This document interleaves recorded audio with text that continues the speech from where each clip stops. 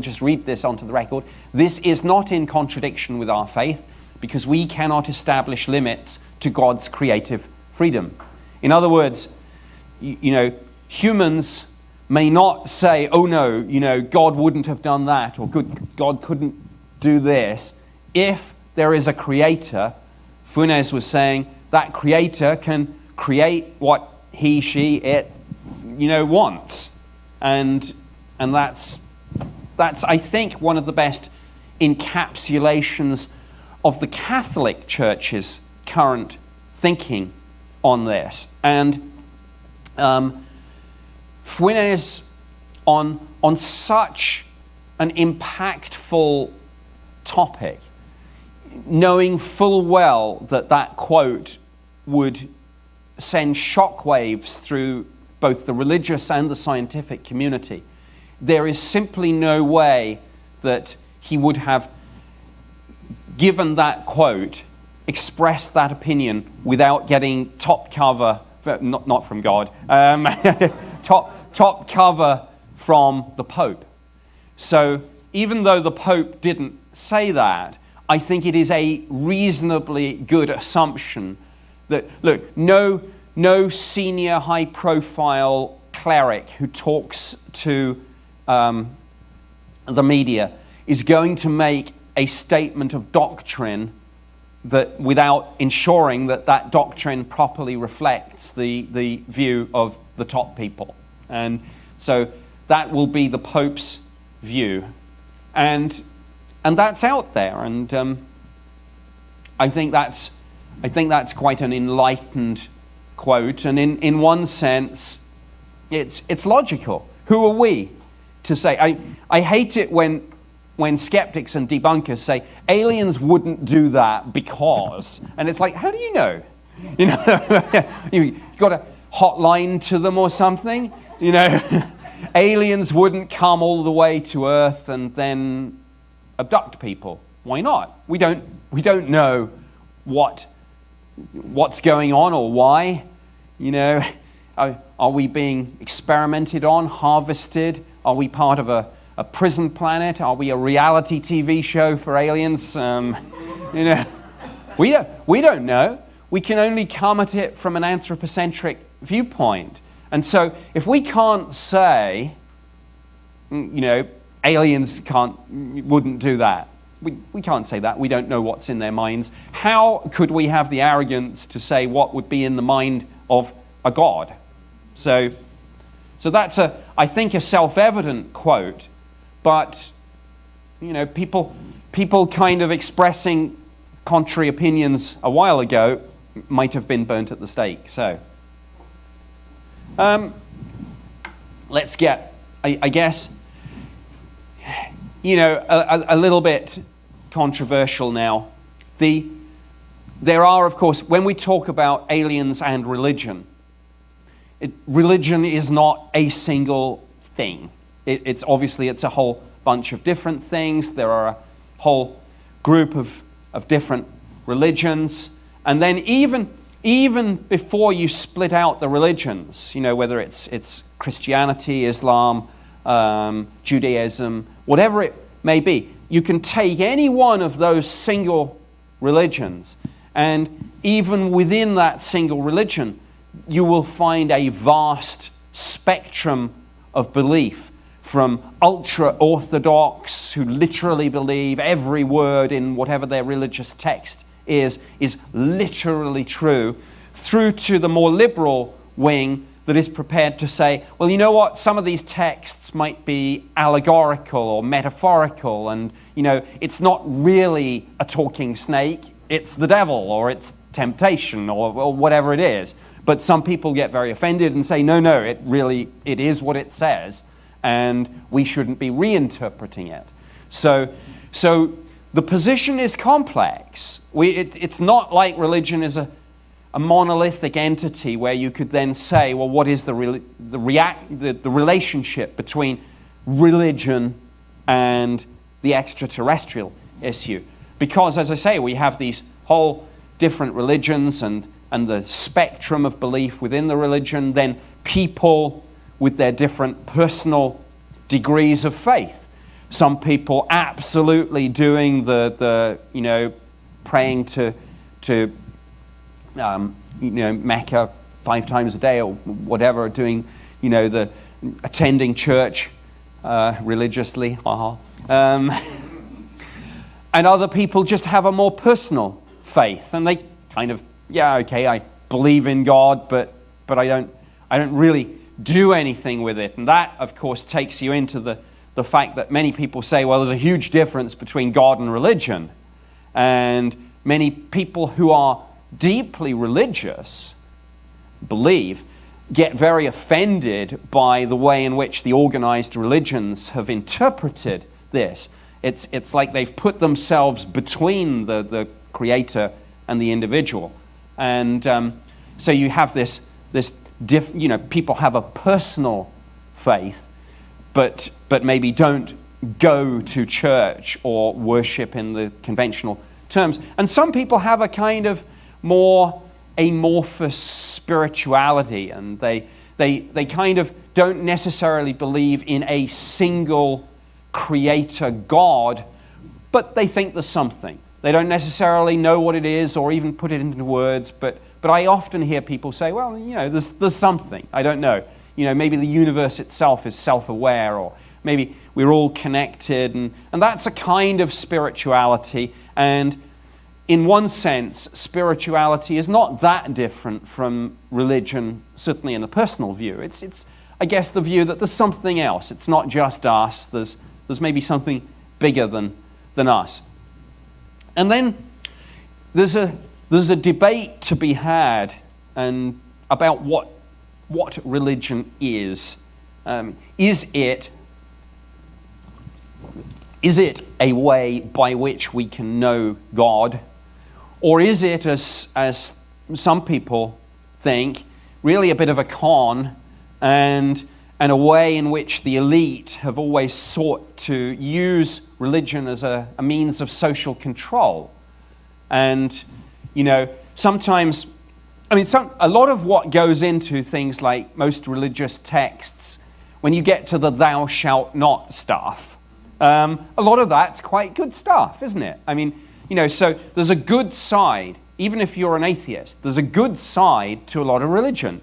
It codifies a lot of stuff we should be abiding by anyway. Thou shalt not kill. Thou shalt not steal. It's all good stuff. So religion has, in human history, played quite an important role in codifying a lot of those good points about how we should live, things we should do, things we should not do. And it's the same with religious food taboos. That's actually quite a good example of where religion has done, whether it's not eating raw, uncooked pork or shellfish or whatever. There's a lot of stuff out there, particularly if you don't cook it properly, that can make you very, very sick and can kill you. And if some of that gets codified into religious texts, slaughtering animals as opposed to eating a dead carcass. Well, if you come across a dead carcass, you don't know how long it's been there.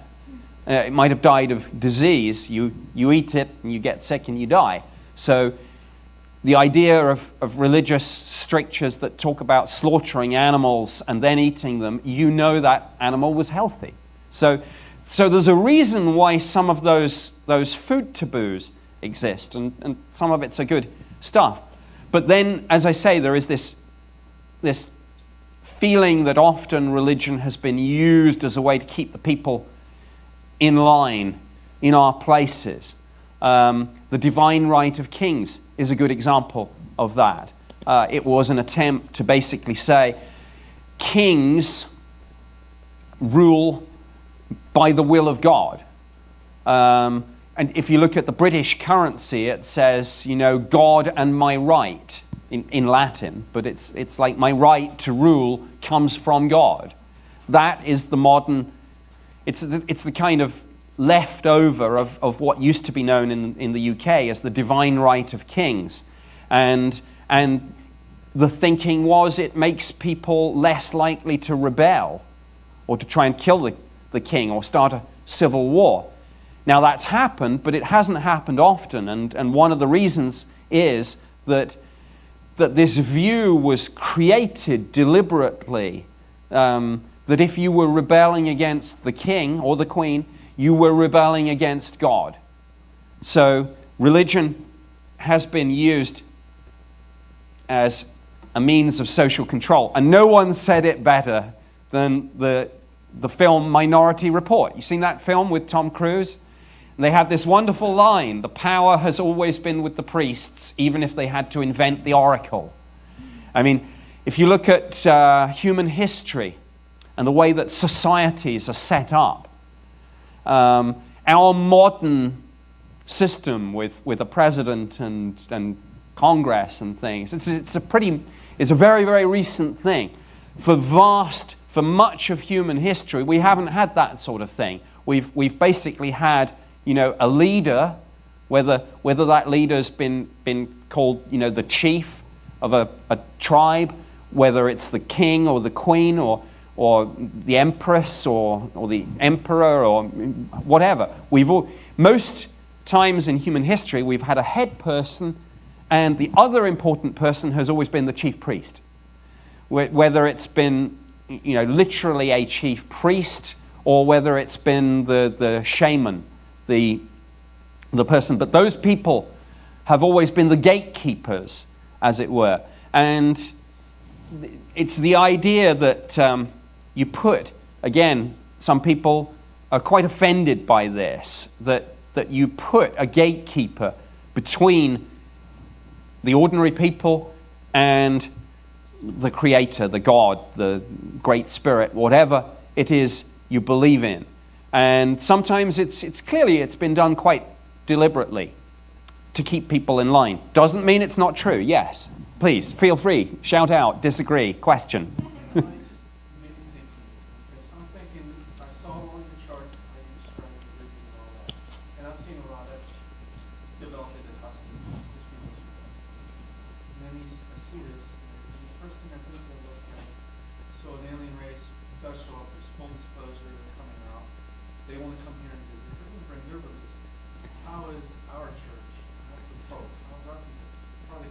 I'm with apologies, I am going to get to that almost literally in the next couple of slides. Don't worry, I am absolutely going to be getting into that. I don't think it's the next one.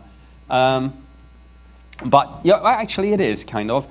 In 2010, there were two royal... You must be psychic. In 2010, there were two Royal Society discussion meetings held in the UK. The Royal Society is the oldest and arguably the most prestigious scientific body in the world. Its previous fellows and members have included Isaac Newton, Albert Einstein, Stephen Hawking, and clearly they just celebrated their 300-year anniversary. And it's an extraordinary organization. And they were responsible, for example, for the first experimental verification of Einstein's theory of general relativity. They held these two discussion meetings back in 2010. And I was at both of them. And some information about them is out there on the internet. Not as much as I would have expected, actually, which is interesting. But you can Google the titles and probably find them. The first one was called The Detection of Extraterrestrial Life and the Consequences for Science and Society. And the second one was called, even cooler title, Towards a Societal Agenda on Extraterrestrial Life. If anyone ever tells you scientists don't take this sort of thing seriously, oh yes they do. Oh yes they do. There's a lot of thought going on about what happens when we find out that it's all true. Whether we're being visited or not isn't really the question. The question is, are we alone or not in the universe? And certainly there are a lot of scientists who say it's unlikely that we're alone, and given scientific advances, I mentioned things like the Square Kilometre Array and some other missions, we may find out sooner rather than later, even if there's a government cover-up. Even if. If they are out there, we will find them. And so at this first discussion meeting, the biggest row, and yes, they have rows at these scientific meetings, was about religion. And Ted Peters, he's a theologian. He has presented on this topic about how religions will incorporate an extraterrestrial reality into their doctrine. And Ted Peters, for example, very, very prominently cited José Gabriel Funes and his quote. And he said, this is a good example of why religions will be able to incorporate this into their world view. And he had done some polling, and he brought this data to the Royal Society, and it was interesting. It turned out that when he asked people across a whole range of religions, would this shatter your faith? Would this call your belief into question? Would it undermine the church, or whatever, of whatever denomination you are? And Ted Peters found that right across the spectrum of religion, this old cliche that it would shatter people's faith and cause the collapse of various churches and religions was not true. Wasn't true. And there were a couple of reasons for that. The first was basically people had a sense already of what José Gabriel Funes had said. It's not for us to say what a God could or couldn't, would or wouldn't do. But the other thing that Ted Peters found is he said, look, religious people said this. They said, if we find out there are other civilizations, other life, other civilizations out there, wouldn't that make the glory of God's creation even more expansive and wonderful than we even know now here on earth? I mean, we've got a wonderful range of life and beauty and amazing, plants and animals here on earth and things. But if we find out there are billions and billions of worlds with all sorts of totally different things, wouldn't that make people think, wow, God did an even more wonderful thing in creating all of this? And so sometimes people say, if there's a cover-up, one of the reasons is that it would shatter the world's religions and there'd be chaos and panic and bloodshed, and people say there'd be panic in the street. All that turns out not to be true. And these Royal Society discussion meetings, what was great about them is it was a multidisciplinary gathering, not just astrophysicists and astronomers and chemists and biologists, but psychologists, anthropologists, theologians, saying, what would be the societal implications of this to people's religiosity? Would there be panic in the streets? No. Turns out there wouldn't be. Why?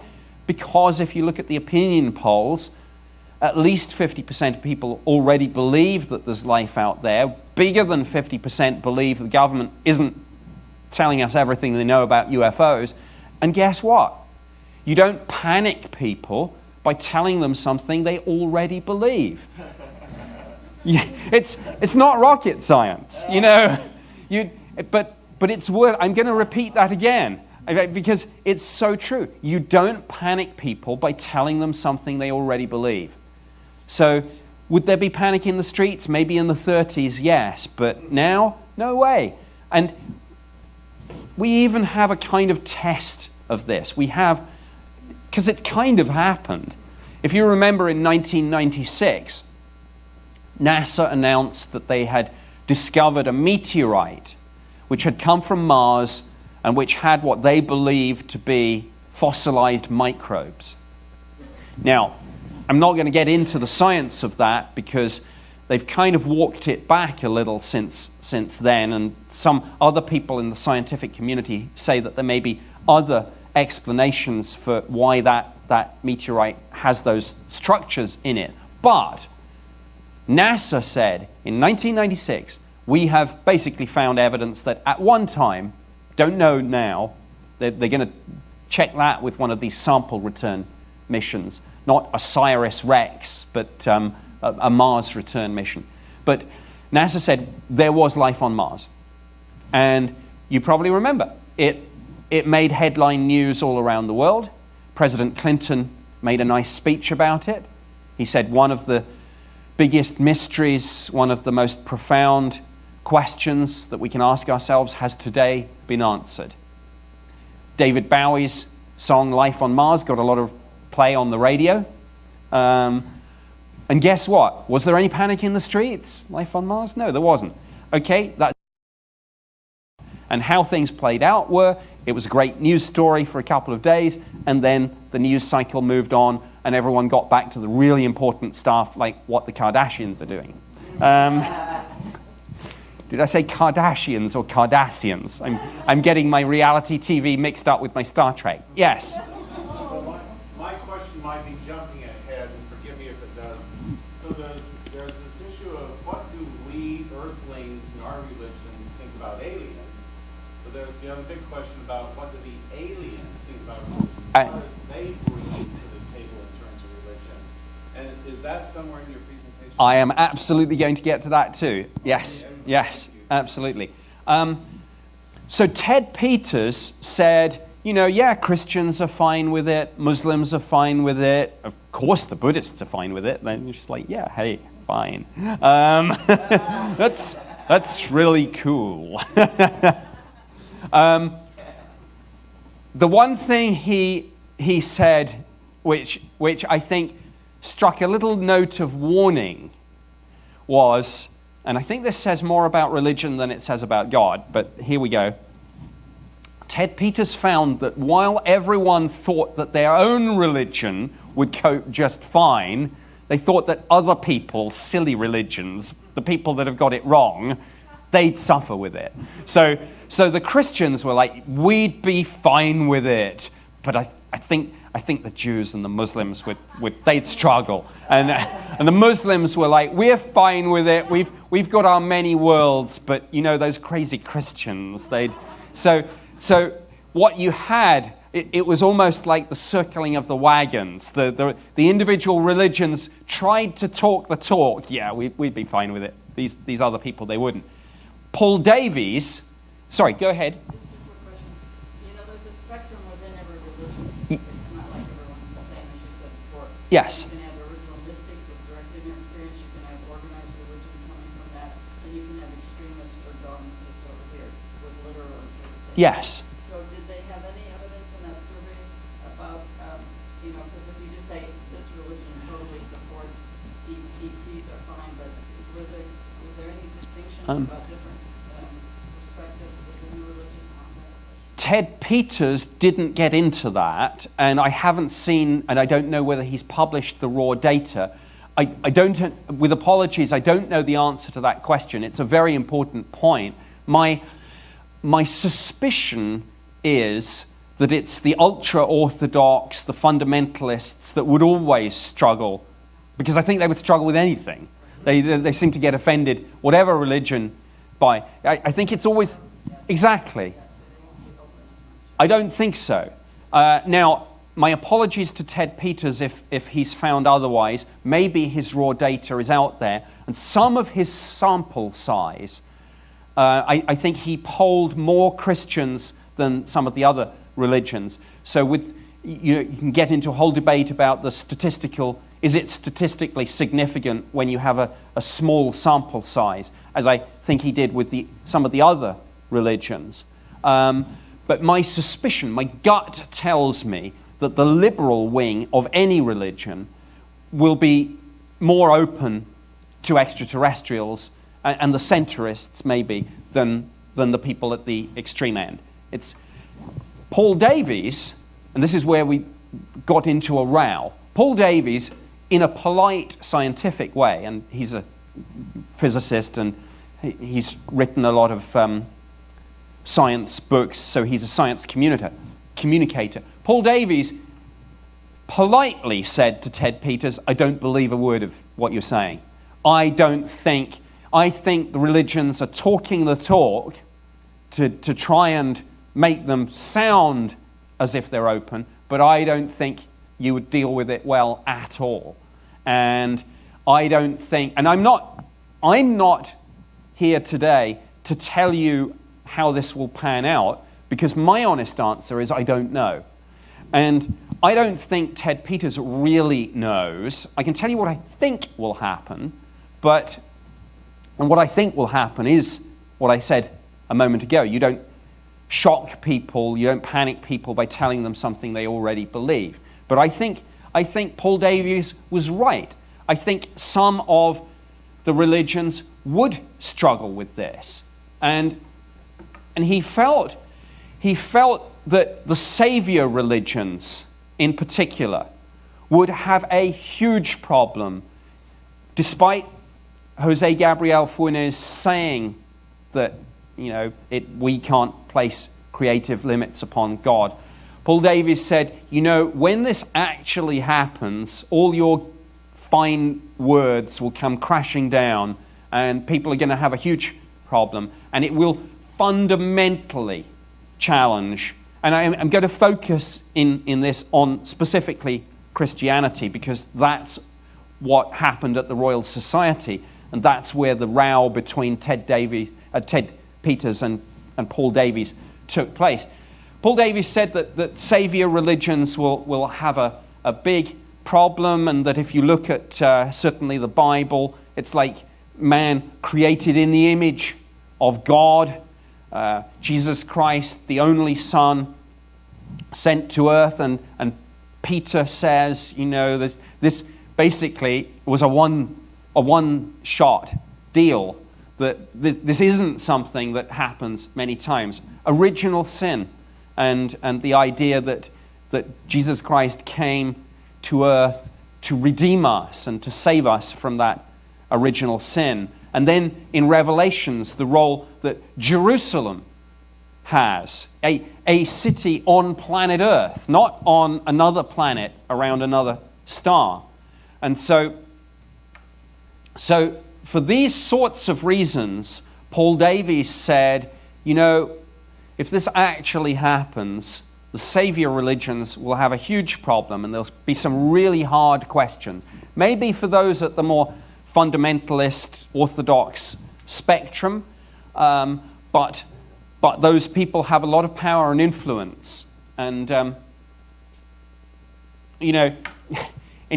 I put this up for a reason, because it kind of gets to the heart of it. This goes back to medieval times, when scholars and theologians debated endlessly points of trivia about the Bible. And Erasmus, the great thinker in Praise of Folly, he satirized this, because theologians were literally asking these sorts of questions.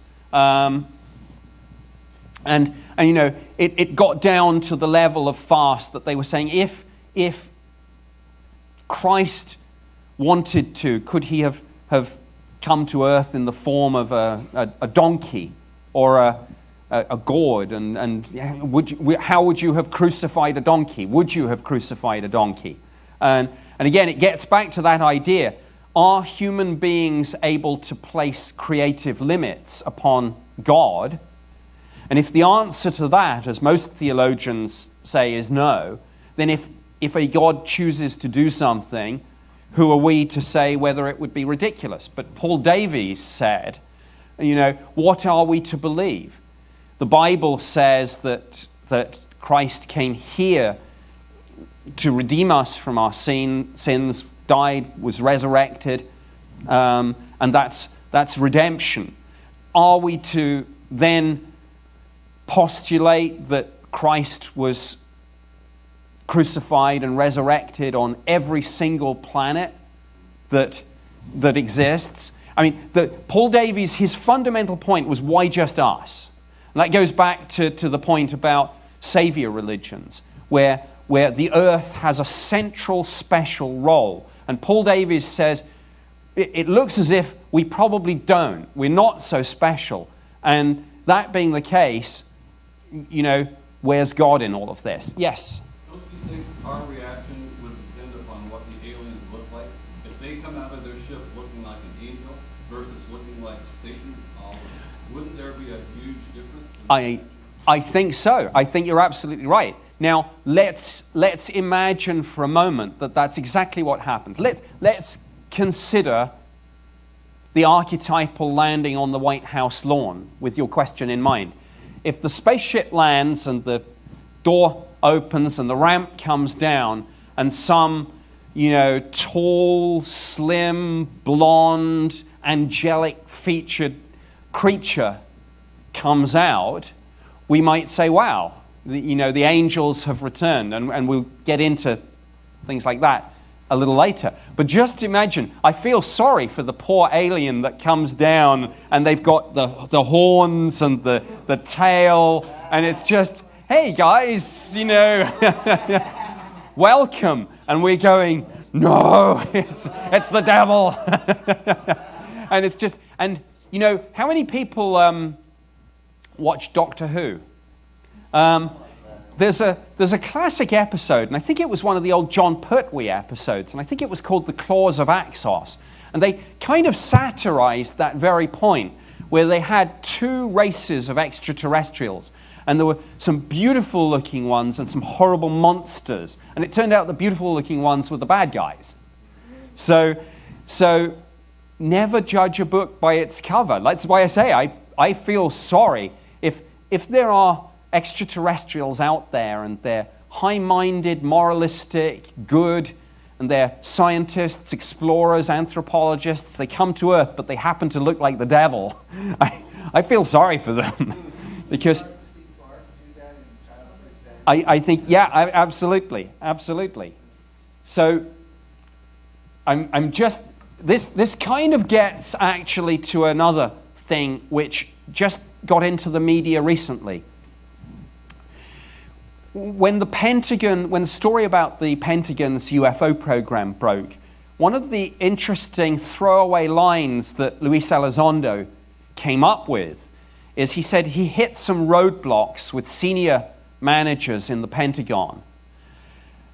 And one of the roadblocks that he hit was that some people, the idea that we might be visited by extraterrestrials did cause them a problem. It was either against their religious worldview or they thought it was demonic. And this goes back again to Paul Davies doubting what Ted Peters said.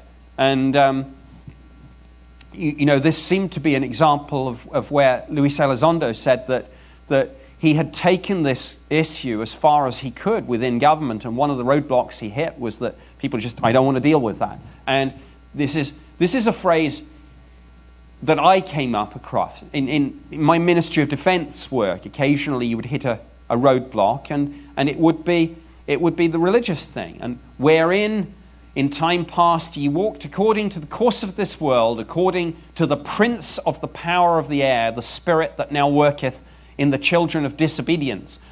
The prince of the power of the air is Satan, Lucifer, the devil. And the fact that Satan was described as the prince of the power of the air is one of the things that has caused some people of religious faith, ever since the UFO mystery first exploded into public awareness in 1947 with flying saucers and Roswell. From that time onwards, some people took the view that UFOs were, it's the work of the devil, and that aliens are in fact demons. Yes? If anyone else is Mormon in this room, help me with this, but in our faith, we believe that, Christ was saved for us. And we know that there are many worlds out there, but we feel that he was crucified here because we were the most disobedient. And that other planets, he is still the Savior for them. And in the scriptures it mentions the watchers. And the watchers are supposedly good. they watch us. So in the Mormon faith, we're not afraid of UFOs like this Right. is power of the air, but that the watchers are here to watch and to make sure things go as planned. But this all kind of fits with our religion. It raises, I think what you said raises an interesting point. Let's suppose that, I don't know, I'm just plucking a number out of the air, 1 million other civilizations out there. Paul Davies' point, taking your question in mind, would be, well, does that mean that when you have a civilization where the people are good, Jesus doesn't visit them because he doesn't need to, but when you get a planet that steps out of line and is disobedient and sins, Jesus comes down and on that planet he gets crucified and resurrected. So you have a scenario where maybe, I don't know, let's just suppose that there are, half a million good civilizations and 500,000 bad civilizations. And this sounds irreverent, but it kind of gets to the heart of what Paul Davies was saying. Does that mean that 500,000 planets get a Jesus to get them back on track, and 500,000 planets don't? So 500,000 planets have had Jesus and the crucifixion and the resurrection. And Paul Davies said, don't you see how farcical that sounds? Half a million crucifixions on these planets and no crucifixions on that planet, and Jesus comes to save half of them and not the other half, and so I totally get what you're saying. I'm just giving you the why Paul Davies said that he thought that it might not quite pan out the way all the religions think it would. But our prophet does say that there is a time that they will come here. We will see them. We will work with them. So this all fits. That's the reason I came, because I knew that it fit. Right. And yeah, you're absolutely right. A lot of people, and we're totally going to get into this as well, a lot of people absolutely, and particularly the people here at Contact in the Desert, absolutely get this. And you are, I suspect, all people, just by virtue of your presence here, who will, whatever religion you have, or even if you don't have a religion, the fact that you're sitting here in this room, the fact that you've come to this conference, is I think, proof enough that you are people sufficiently emotionally and spiritually ready and mature to take it. But I think there will be people who struggle. And Paul Davies said the same. I just put this in as a joke. This is when I wanted this read at my funeral. It's just like it's a slightly irreverent thing, but it is actually in the Bible. Go up, thou bald head. Go up, thou bald head. And the kids mock the prophet, and then get ripped to pieces by a bear that comes out of the forest. And this is I put that up for a reason. Firstly, just a little bit of light relief, but secondly, it goes back to that point about within each individual religion, there's a spectrum of belief. And the people at the liberal end of the spectrum, I think generally speaking, are able to interpret things, and be more mature about things. The fundamentalist people of whatever religion who believe literally every word of the Bible is true, I think would struggle. And I say to those people sometimes, you do know that's in the Bible. I say, what's that all about? Some kids called this guy Baldy, and he called on the name of the Lord, and a bear came out of the forest and mauled them all to death. I said, you do know that's in the Bible. And I've had some religious people say, no, it's not. And I've given them the reference, and I've said, look it up, it's right there. And it's like, well, it's probably metaphorical. It just must have slipped in somehow. But it's like, no, you told me this was the word of God, literally. You know, so. As well as the Royal Society discussion meeting, there was a conference put on preparing for discovery in 2014 in Washington, D.C., and one of the subjects there was, would you baptize an extraterrestrial? What was interesting about this conference was that it was put on jointly by NASA and the Library of Congress. So again, don't think that the powers that be aren't thinking about some of this. Here's now we're getting to the meat of it. This gets to a question that I think came up. This is the fun stuff. When we make contact with other civilizations, will they tell us something about God? Will they know something about God? Will we find out something about religion? And here, I've just put down some possible scenarios. One possible scenario is that when a civilization gets sufficiently powerful and, you know, discovers everything, that if there's a God out there, that civilization will discover that God and maybe communicate quite openly with that God. That raises, of course, the difficult theological question of, you know, why do those civilizations, why should some civilizations get to talk directly and openly to the Creator, but not others? Now, some people say, but we talk to God all the time, and you know, it's called prayer. And then you get that joke that sometimes people say, you know, yeah, I talk to God, and that's not a problem, but if I tell anyone that God talks back to me, they lock me up. And of course, we've seen all too often people who do crazy things because they think God is talking to them and telling them to do something. And, you know, in one sense, it's unknowable whether that's true, but I suspect that when someone goes and shoots up a whole bunch of people and said that they heard the voice of God, that they're not hearing anything and that they're just mentally ill. But that's one possible scenario. What if we find that aliens, you know, have a crazy sounding God and religion? You know, what do we do then?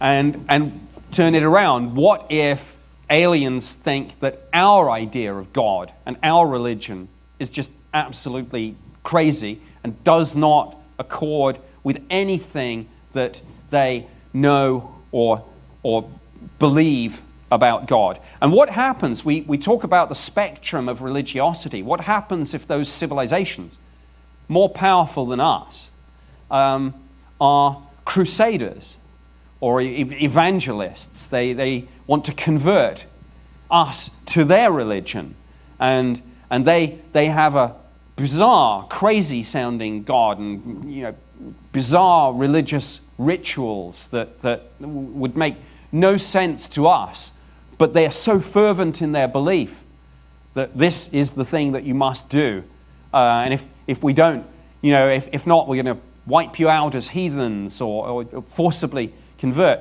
We've seen all too often in human history when religions, when missionaries go out, what they try and do, instead of respecting the beliefs of other peoples that they come across, there seems to be this desire that you know, we must bring you closer to our God because you've got it wrong, we're right, we know what God is, and you must do the same as us. And so what if we find when we meet aliens that they want to convert us to their crazy religion, and they kill us, or they kill us if we don't, or they convert us and we have to do all sorts of weird stuff because that civilization is really, really powerful and that religion has spread throughout the cosmos. Yes? Are we to assume that ETs have all the answers, they know everything, maybe they're just like us and they don't know? Yeah, I think that kind of speaks to the final one, and I'll get there in one moment. One troubling thing, and this was the view of Paul Davies and many of the scientists, is that his view was that any truly advanced civilization will have grown out of religion. They will regard religion and the idea of God as primitive superstition that societies believe in when they first kind of emerge and they hear thunder in the skies and they think there's an angry God. But as you get more advanced, you find out, oh no, you know what? That's just a storm. And so many people think in the scientific community that we will grow out of religion, and that it's just stuff for the kids, like Santa Claus or the Tooth Fairy, and that truly advanced civilizations will smile and laugh and say, yeah, I remember that, but we've moved on. And that's another scenario. But just to speak to your question before I get to you, as above, so below. Yeah, I'm sure you're right. What we'll probably find is a whole bunch of different things. We'll find some extraterrestrials some civilizations have no religion. Other civilizations have a religion, and it might be quite similar to our idea. And some civilizations will probably have a crazy-sounding religion. So I think, again, it comes back to the thing that we're not just going to find that there's one other civilization out there. We'll probably find a crowded cosmos and a whole range of different beliefs, and on some occasions, no beliefs. Yes? Two things. Did you ever watch Babylon 5? I don't know, it's a science fiction series, but they had one episode dealing with Earth beings interacting with the religions of Earth with other civilizations. And in that one, they had each different civilization had a particular religion. But then when they portrayed the Earth ones, they were a whole range of different religions, which is just their way of trying to deal with it. But my other question is, was Davies' view, that advanced civilizations will outgrow religion, but what about spirituality? Because I thought Davies was actually pretty spiritual as a scientist. Yeah, he did not address that specifically. I suspect that, again, I think it goes back to what I said, that when I talk to people about this, a lot of people say, I don't believe in God, but there's something. And it's almost like they can't even articulate it. And I think that is a form of spirituality. Now, some people would say spirituality is a kind of form of cheating. It's like you do believe, but you kind of almost either don't want to or don't articulate it as such. But you kind of are religious. It's just that you call it something else. And I don't know. I think that goes... I can't answer that. I don't think anyone can. It goes down. Only the individual can say what they truly know and feel and believe. And I think you have to respect that spectrum. To answer the first point, I have not seen that. That's one sci-fi series that I never really watched. I will binge watch it, I'm sure, at some stage, and I'll look out for that episode. It sounds quite thoughtful.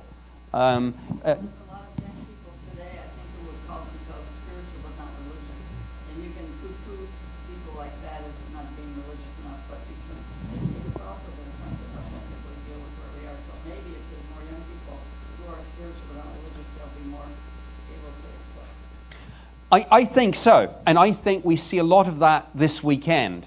Again, a lot of the people here at this event, I think, have exactly that mindset. There was a question back. Yes? The one question I have about this whole thing, was there any discussion of the fact that when they were talking about this, did they realize they were making the assumption that aliens weren't already here? We had beer last night with Linda Moulton Howe, and she said that prior to World War II, Hitler was saying that he would put Aryans in the governments of all the world once he conquered the world. And she said that his attempt to kill the Jews was an attempt of the Aryans to get rid of the hybrid reptilian aliens that was supposed to be the Jewish race. Right. Are they here already? Well, I don't buy into those sorts of scenarios. with greatest respect to Linda, but I think she and I would disagree about that. I mean, these were the speeches by Hitler well, prior to the war. yeah, I would want to see those original speeches in the original German and see. I'm a little skeptical, but to go to your specific point about that, no, that premise that we are already being visited and they are already among us was not discussed at that Royal Society meeting, nor is it the belief of almost every one of the scientists who were having this discussion. They were very careful to say we are talking about scenarios where we discover extraterrestrial life, be it microbes on Mars or picking up a signal from another civilization. They were very careful to say we are not saying that we are being visited and that they're already here. Even within the scientific community, there is a spectrum of belief. And when you have the Royal Society putting on those conferences, there are other scientists who roll their eyes and say, I don't think the Royal Society should be looking at this sort of nonsense, because they don't believe it. So there's always going to be that spectrum of belief, even in the scientific community, where we tend to think there are absolutes, but there aren't. There are a whole bunch of scientists who think there's life out there. There are a whole bunch of scientists who don't. There are some scientists who are religious. Actually, not that many, but some. And yes, sorry. Go. As for aliens and religion, I know for us, we believe that that God is our Father, literally our Father in heaven. So if He's a father, there must be a mother there too. So there are families, and I can see that He must have had a father too. He must have had grandfathers. There may be lots, just like there is on Earth, so many different peoples. Maybe there were different peoples there. So let's say our God had a cousin who intermarried with some other weird kind of person, that there would be a God that would be similar to what some of the aliens look like. So if it's in families, I can just see it goes eternally. Sure. I mean, I think we don't have time to get into a wider discussion about this, but I think there's certainly an argument that religion, or organized religion, has often in human history been used as a tool to reinforce a patriarchal society. It's very, very male, usually, which is why when you come to an event like this and people talk about the goddess and the divine feminine, that it's maybe a kickback against that. But again, as above, so below. I'm not going to spend much time on that, but that's basically the Kardashev scale, a theoretical scale of how advanced a civilization is. But I'm not going to get into huge amounts there, but it really leads into, this is a scale of how advanced a civilization is, and Michio Kaku has recently said, we, the human race, is not yet even a type 1 civilization. We're maybe 200 or 300 years off that. But if we're heading down that road, and if we're talking about truly advanced societies, we get to that. Any sufficiently advanced technology is indistinguishable from magic, the famous quote from Arthur C. Clarke. And if you are dealing with civilizations so advanced that they can harness the entire power of a star, or if they're hostile, snuff out a star in an instant with some super weapon, or they can create life either in a test tube or create artificial intelligence, then this quote takes us to this quote from me. And it's why I'm kind of more, I think, personally siding with Paul Davies than with Ted Peters on this, because I think it raises theological implications that we will find difficult. What if, it's a hypothetical, I'll throw it out there. What if we create life ourselves? Does that give anyone who's religious a problem?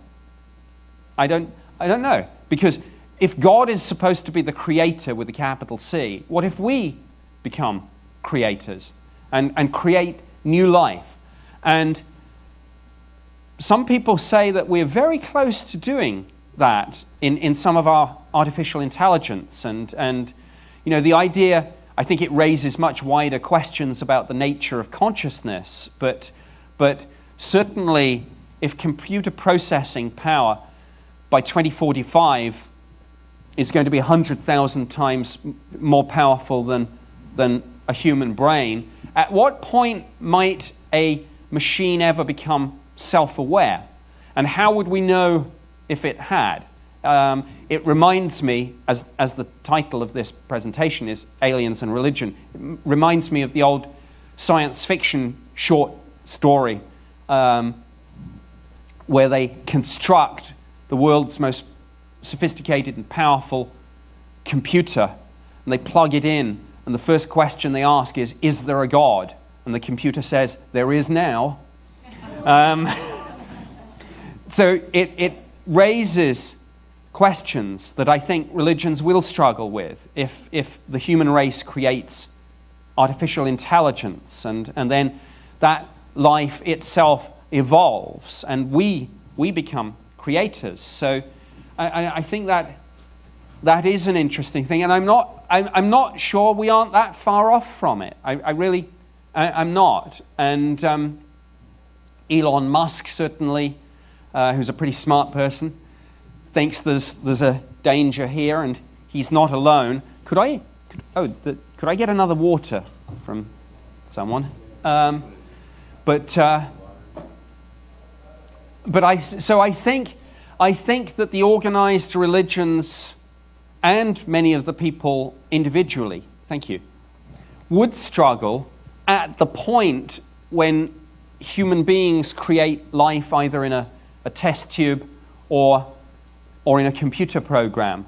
And here's the point about artificial intelligence. You create AI, and supposing it becomes self-aware, and then the point about that AI is that it's programmed.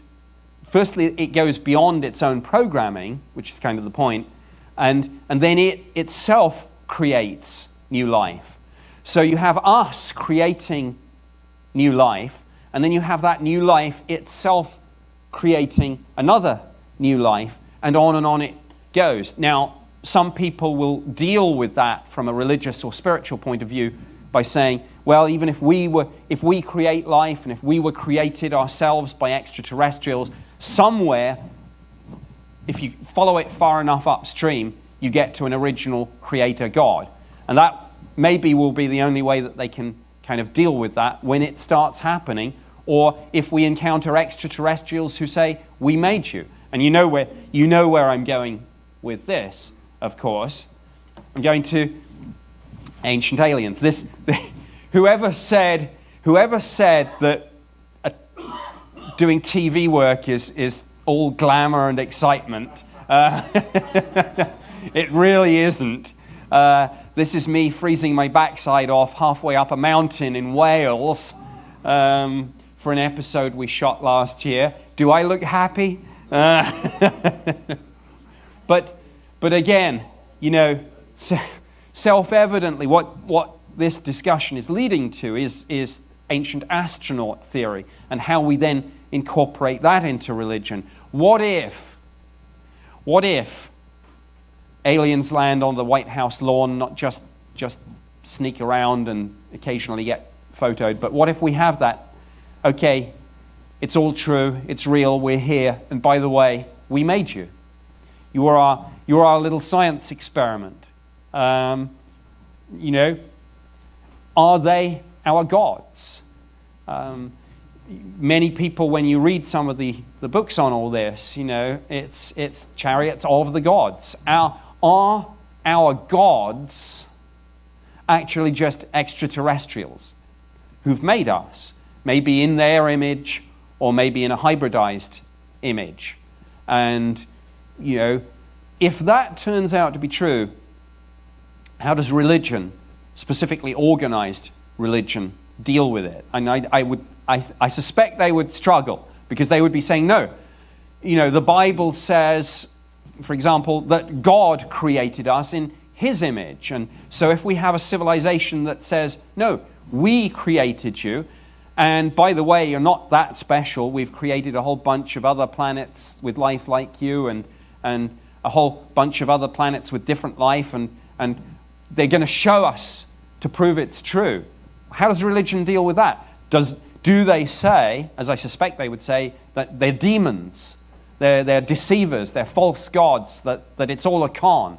Or does religion just have to kind of hang up its hat and say, oh, well, we were wrong? Well, how many people do you know in religion, particularly at the extreme end of the spectrum, who say, okay, we were wrong, I'll move on, there's nothing to see? Can you see that happening? Because I can't. Yes. That kind of touches on what Eric Von Daniken talked about yesterday with his three children. They have to ask him for the mic or it won't show up. Oh, okay. Thank you. Eric Von Daniken touched on that yesterday with the children of Fatima, and how these children in 1917 witnessed apparitions of the Virgin Mother. And after her apparition, she gave instructions to one of the children to give to their leader 43 years later. And in their view, their leader was the Pope. So the Pope could not open this instruction until 1960. I don't remember the Pope at the time, but when he read the instruction, he was supposed to reveal it to the world. He couldn't reveal it because he felt it would really threaten the faith of the church. So it's kind of touching on what you're saying. Could what he read threaten the faith of either the Catholicism or other faiths? He just could never reveal it. The weird thing is, I don't ever know what the secret is. I know the Vatican is becoming more open with it, but it kind of aligns with what you're talking about. Thank you for that. Yes, I've certainly heard the story of the third secret of Fatima, and the idea that it might be something revelatory and something actually deeply disturbing, because if it wasn't, why not release it? I don't know, of course, whether those children really experienced that or whether they were making it up for attention. I mean, I don't know that any of us can really be sure what happened to those children, and even if they believe it to be true, I don't know whether it is literally true. I mean, lots of people see things and hear voices. It doesn't necessarily mean it's aliens or gods. It could be delusion or hallucination or mental illness. But I think absolutely that does go to the heart of why religions, I suspect, would struggle with this, even when they say that they won't. And the scenario of extraterrestrials just saying, you are really nothing more than a science experiment, or actually, as some people say, this is getting heavy and far out, but reality itself is an illusion. We're in the Matrix. Yes, we are sentient, but we are not biological entities. This is all just a computer program in an advanced simulation created by an extraterrestrial civilization.